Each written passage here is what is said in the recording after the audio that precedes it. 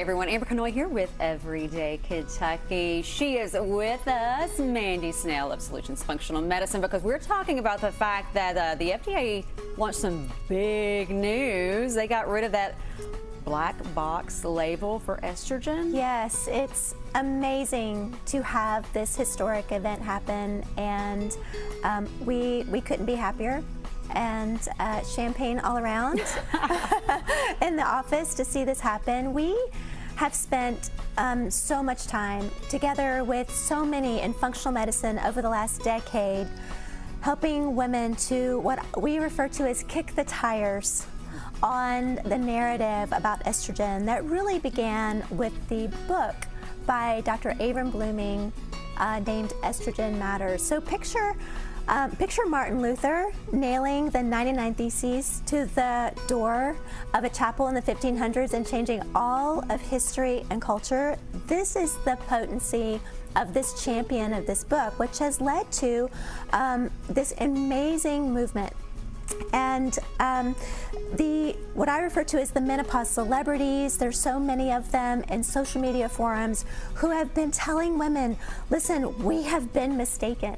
And not only do we need to challenge that narrative for so many reasons, that's not what the data said, but and they're saying, you know, with a lot of poise, like, not only do you want to consider, like, not only do you want to be fearless of estrogen, but you might want to be more concerned about your body without it, and helping women to undo this narrative.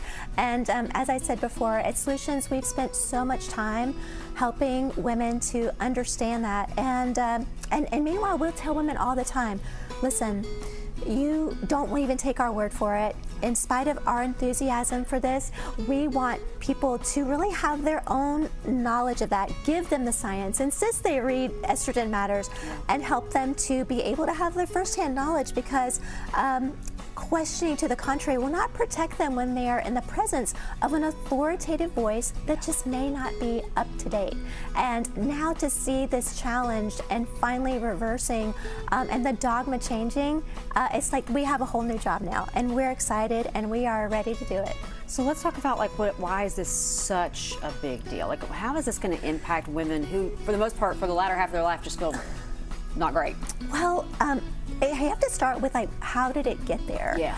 And so the narrative in the 70s and 80s and the 90s was undeniable. There was no denying that women who were on hormone replacement therapy, and that time was in the form of drugs that were taken orally in the form of Premarin and Prempro, but there was no denying it. It was irrefutable. Women had less GI cancer, they had less heart attacks, less stroke, less dementia, less fractures, and on. And so the less bone loss, etc. The question is how long was this safe? That was unknown information. That's why the Women's Health Initiative was done, was to determine how long is this a safe option for women. The question of breast cancer was a complete surprise. It was a huge study. It was $65 million over 8 years, and 160,000 women participated on this coast to coast. But in that 5th year of observations, it was only one group in the study that discovered to have a rise in breast cancer, and unfortunately, that was not peer-reviewed. It was not published properly, and it was actually the progestin group and that had the rise, and that is the variable that we know is related to the risk for breast cancer, but unfortunately estrogen got the blame.